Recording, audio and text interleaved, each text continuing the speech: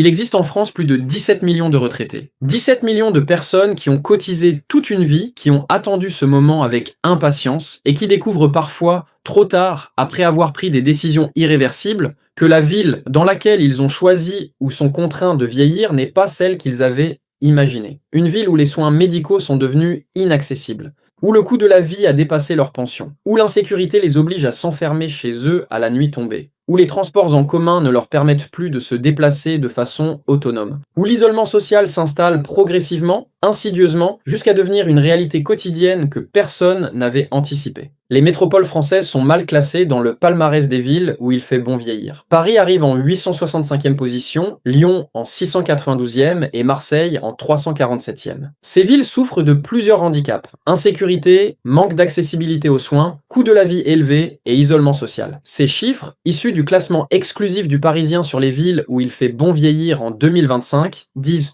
tout de l'inadaptation croissante des grandes métropoles françaises aux besoins spécifiques d'une population vieillissante. Paris, 865e sur 1000. Lyon 692e, Marseille 347e. Dans un classement qui évalue précisément les critères qui comptent pour les retraités: accès aux soins, sécurité, coût de la vie, mobilité, vie sociale, les grandes villes françaises sont systématiquement en queue de peloton. En 2025, le vernis de la Côte d'Azur se craquelle pour une large partie des seniors. Le coût de la vie y paraît démentiel et la foule rend chaque journée épuisante. Beaucoup de retraités décident de tourner la page et de chercher plus simple. Ce mouvement de fuite des retraités hors des grandes villes n'est pas un phénomène marginal, c'est une tendance documentée et croissante qui dit quelque chose d'important sur la façon dont les grandes villes françaises ont évolué au détriment des personnes âgées qui y ont souvent passé toute leur vie active. Dans cette vidéo, nous allons nommer les 10 villes françaises qui sont devenues les plus difficiles à habiter pour un retraité en 2026, en examinant pour chacune les données concrètes qui justifient ce classement.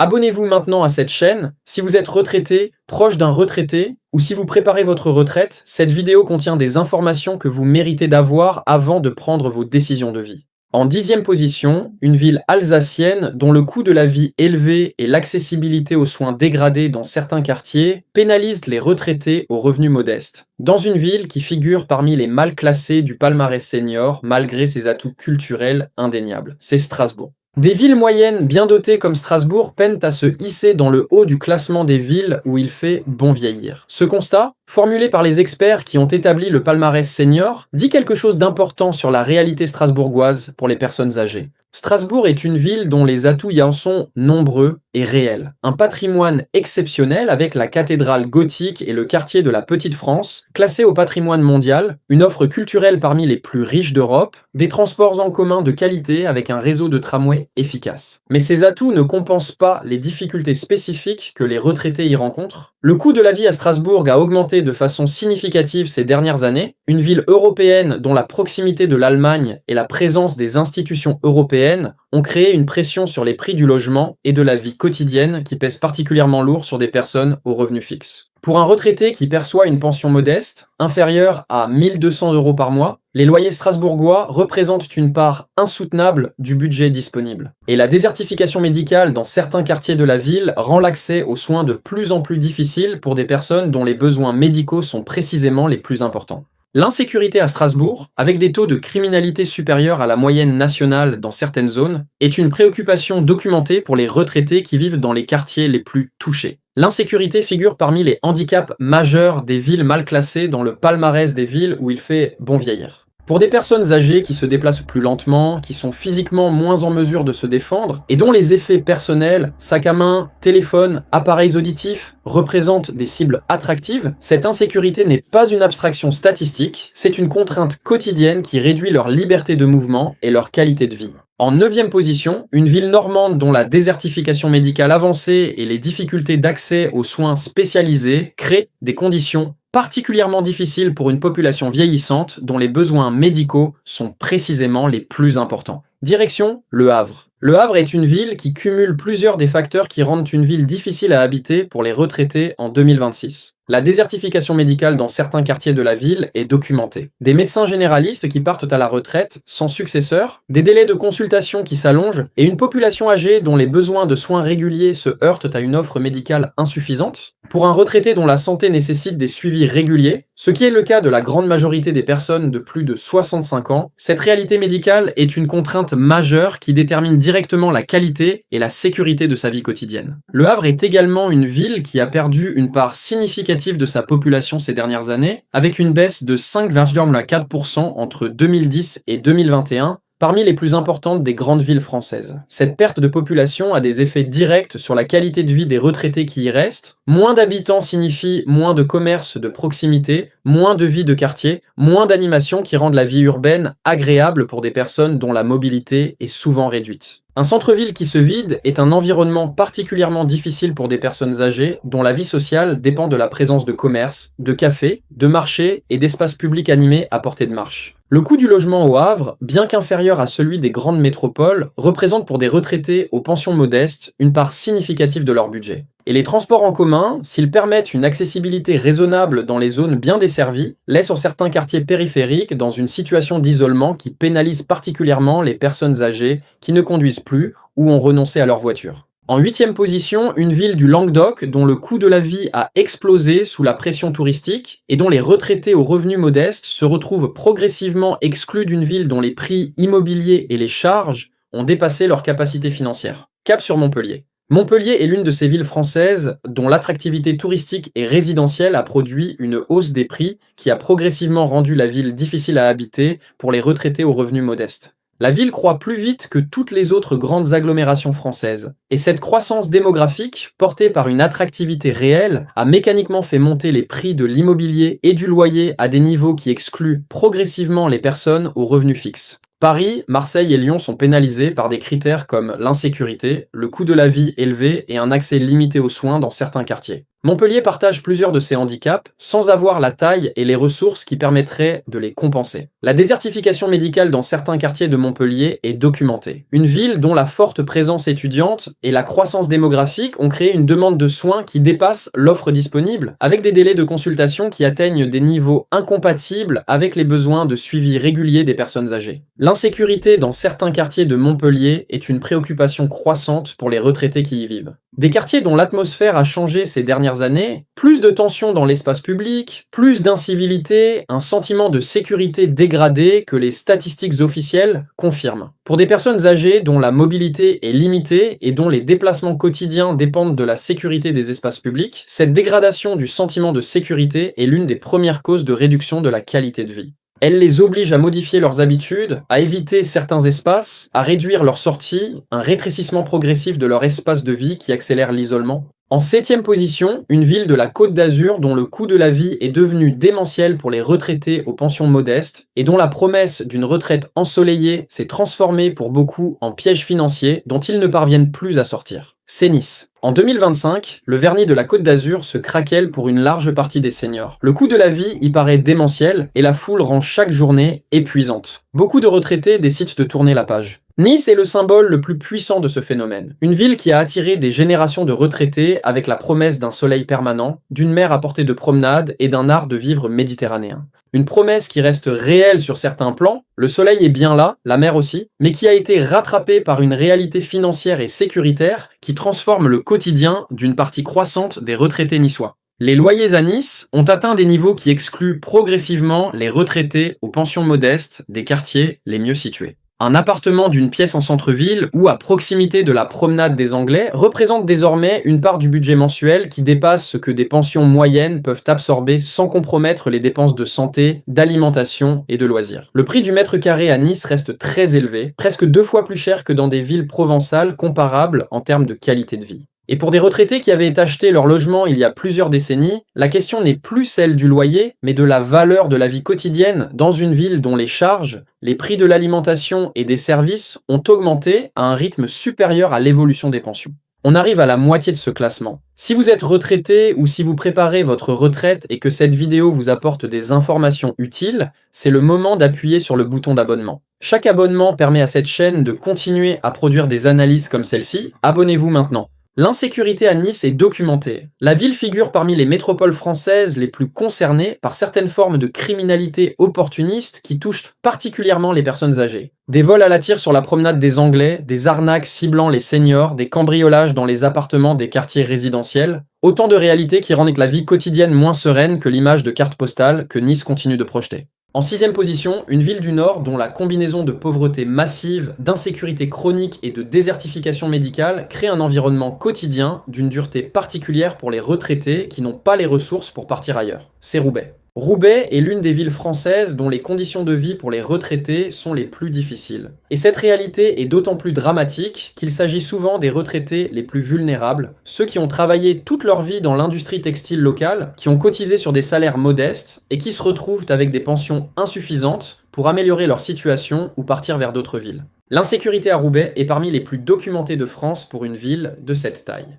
Pour des personnes âgées dont la mobilité est réduite et dont les déplacements quotidiens les exposent à des espaces publics où le sentiment de sécurité est dégradé, cette réalité est particulièrement pesante. Des retraités qui racontent ne plus sortir après une certaine heure, qui ont modifié leurs itinéraires habituels pour éviter certains quartiers, qui se sentent prisonniers dans leur propre ville, un confinement auto-imposé qui aggrave l'isolement et la dégradation de la santé mentale. La désertification médicale à Roubaix touche particulièrement les personnes âgées, une population qui a besoin de soins réguliers et fréquents et qui se retrouve face à des délais de consultation incompatibles avec un suivi médical de qualité. Des retraités qui attendent des semaines pour voir un spécialiste, qui ne trouvent plus de médecins généralistes disponibles dans leur quartier et qui se retrouvent aux urgences pour des situations qui auraient pu être gérées en médecine de ville si l'accès aux soins avait été meilleur. La pauvreté structurelle de Roubaix pèse également sur les conditions de logement de nombreux retraités locaux. Des appartements dégradés dont les propriétaires ne font pas les travaux nécessaires. Des charges de copropriété impayées qui créent des situations d'inconfort et d'insalubrité.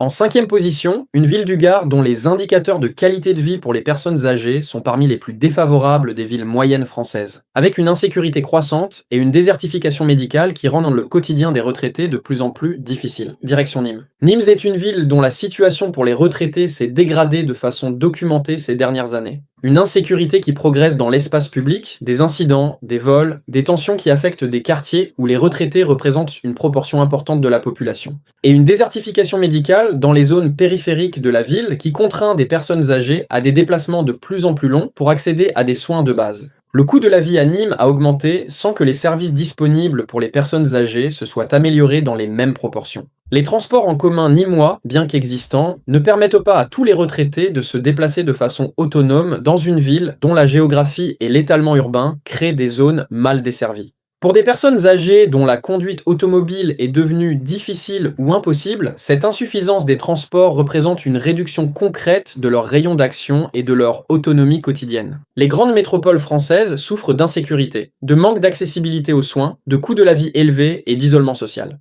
Nîmes, bien que ville moyenne, commence à partager ces caractéristiques avec une intensité croissante. L'isolement social des retraités nîmois, particulièrement ceux qui vivent dans des quartiers en difficulté, est une réalité documentée que les services sociaux locaux peinent à combattre avec des ressources insuffisantes. Des personnes âgées qui ne voient personne pendant des jours entiers, qui ne sortent plus de chez elles, faute de mobilité et de sécurité, et dont la santé mentale se dégrade progressivement sous l'effet de cet isolement. En 4e position, une ville du Rhône dont la combinaison de loyers élevés, d'insécurité documentée et d'accessibilité aux soins dégradés dans certains quartiers en fait l'une des métropoles françaises les plus difficiles à habiter pour les retraités aux revenus modestes. C'est Lyon. Lyon arrive en 692e position dans le classement des villes où il fait bon vieillir. Pénalisé par l'insécurité, le manque d'accessibilité aux soins, le coût de la vie élevé et l'isolement social. Cette 692e place sur un classement de 1000 villes, pour la 3e ville de France, illustre avec une précision statistique l'inadaptation croissante de cette métropole aux besoins spécifiques des personnes âgées. Lyon est une grande ville dynamique, économiquement active, culturellement riche, mais pour un retraité aux revenus fixes, cette dynamique se traduit souvent par des coûts qui dépassent ses capacités financières. Les loyers lyonnais ont atteint des niveaux qui excluent progressivement les retraités aux pensions modestes des arrondissements les plus accessibles et les mieux desservis. Des personnes qui avaient vécu toute leur vie active dans certains quartiers de Lyon se voient contraintes, au moment de leur retraite, de déménager vers des zones périphériques moins chères, mais aussi moins bien desservies en services médicaux et en transport. Une mobilité forcée qui brise des réseaux sociaux, construits pendant des décennies et qui aggrave l'isolement à un moment de la vie où ces liens sociaux sont précisément les plus précieux. L'insécurité à Lyon, avec un taux de criminalité de 84,22 crimes pour 1000 habitants qui la place parmi les villes les plus dangereuses de France, est une réalité que les retraités lyonnais vivent différemment selon leur quartier de résidence. Dans certains secteurs de la Guillotière, de la Presqu'île ou de certaines zones de Villeurbanne, le sentiment d'insécurité est suffisamment fort pour modifier les comportements des personnes âgées, réduction des sorties nocturnes, évitement de certains espaces publics, vigilance permanente qui est épuisante sur le long terme. En troisième position, une ville du Var dont le coût de la vie a atteint des niveaux inaccessibles pour la majorité des retraités français, et dont l'afflux de résidents aisés a progressivement expulsé les seniors aux revenus modestes vers des périphéries moins bien équipées en services. C'est Toulon. Toulon illustre un phénomène particulièrement préoccupant pour les retraités de la Côte d'Azur et de la région méditerranéenne, la gentrification progressive d'une ville dont les prix immobiliers et le coût de la vie ont augmenté à un rythme que les pensions françaises ne peuvent pas suivre. Le coût de la vie sur la Côte d'Azur paraît démentiel pour une large partie des seniors en 2025, et Toulon, bien que moins cher que Nice ou Cannes, n'échappe pas à cette tendance. Les loyers toulonnais ont progressé de façon significative ces dernières années, portés par une attractivité résidentielle et touristique qui attire des profils économiquement plus aisés que les retraités locaux aux pensions modestes. L'insécurité à Toulon est l'une des préoccupations les plus régulièrement exprimées par ses habitants, et particulièrement par les personnes âgées qui constituent une part significative de la population toulonnaise. Les statistiques de criminalité placent Toulon parmi les villes du département du Var dont les taux de certaines formes de délinquance sont supérieurs à la moyenne nationale. Des cambriolages dans les résidences, des vols à la tire dans les zones commerçantes, des incivilités dans certains espaces publics, autant de réalités qui pèsent sur le sentiment de sécurité des retraités et réduisent progressivement leur périmètre de vie autonome. La désertification médicale dans certaines zones de l'agglomération toulonnaise contraint des retraités à des déplacements de plus en plus longs et coûteux pour accéder à des soins spécialisés. Dans une ville dont la population âgée est l'une des plus importantes de France en proportion, cette inadéquation entre l'offre médicale et les besoins d'une population vieillissante est particulièrement criante. En deuxième position, la deuxième ville de France dont les conditions de vie pour les retraités sont parmi les plus défavorables des grandes métropoles, avec une insécurité documentée, une désertification médicale dans les quartiers populaires et un coût de la vie qui a dépassé les capacités financières de nombreux seniors. C'est Marseille. Marseille arrive en 347e position dans le classement des villes où il fait bon vieillir. Pénalisé par l'insécurité, le manque d'accessibilité aux soins, le coût de la vie élevé et l'isolement social. Pour la deuxième ville de France, une métropole de plus de 870 000 habitants, cette 347e place illustre l'ampleur des défis que Marseille présente pour ses habitants les plus vulnérables. Et les retraités aux revenus modestes qui n'ont pas les ressources pour quitter la ville sont parmi les plus exposés à ces difficultés. L'insécurité à Marseille touche les retraités de façon particulièrement directe, des arrachages de sacs dans les espaces publics, des cambriolages dans les immeubles résidentiels, des tensions dans certains quartiers qui contraignent des personnes âgées à se confiner chez elles pour éviter les risques. Cette contrainte d'isolement imposée par l'insécurité est l'une des plus documentées dans les témoignages des retraités marseillais qui vivent dans les quartiers les plus touchés. Une liberté confisquée, un espace de vie qui rétrécit progressivement sous l'effet d'une peur documentée et légitime. La désertification médicale dans les quartiers nord de Marseille est particulièrement dramatique pour les retraités. Une population dont les besoins de soins sont précisément les plus importants et qui se retrouve dans des zones où les médecins généralistes sont rares et les spécialistes quasi inexistants. Des personnes âgées qui font des heures de transport en commun pour accéder à des soins que leurs concitoyens des quartiers plus aisés ont à portée de marche. Une inégalité médicale géographique qui, dans une ville aussi contrastée que Marseille, atteint des niveaux qui n'auraient pas dû être tolérés dans la France de 2026.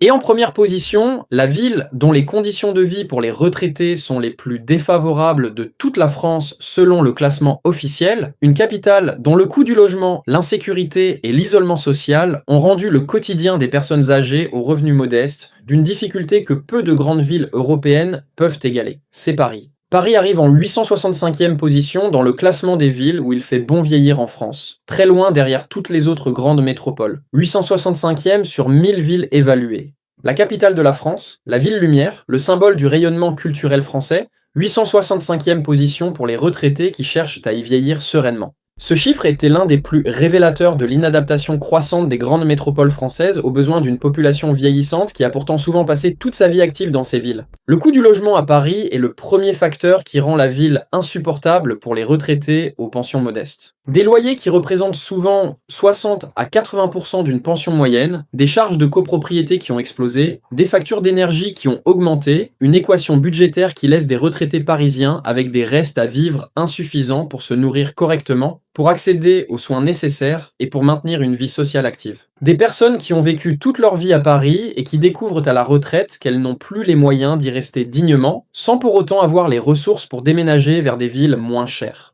L'isolement social figure parmi les handicaps majeurs de Paris pour les retraités. Ce paradoxe parisien, être seul au milieu de 2 millions de personnes, est l'une des réalités les moins mesurées et les plus douloureuses de la vie des retraités dans cette ville. Des personnes âgées qui n'ont plus la mobilité nécessaire pour se déplacer dans une ville immense, dont les amis et la famille se sont dispersés, dont les commerces de quartier ont fermé, et dont les seuls contacts réguliers sont parfois les caissiers du supermarché et les soignants de passage. Un isolement qui est, selon toutes les études médicales disponibles, l'un des facteurs les plus délétères pour la santé des personnes âgées, comparable en termes d'impact sur l'espérance de vie au tabagisme. Ces 10 villes nous disent en quelque chose d'essentiel sur la France de 2026. Une France qui n'a pas anticipé suffisamment le vieillissement de sa population, qui n'a pas adapté ses grandes villes aux besoins spécifiques des personnes âgées, et qui se retrouve avec des millions de retraités vivant dans des environnements urbains qui ne leur correspondent plus. Le message est clair. Pour bien vieillir, les seniors privilégient les villes de taille intermédiaire, proches de la nature, dotées de services de santé accessibles et d'un tissu social actif.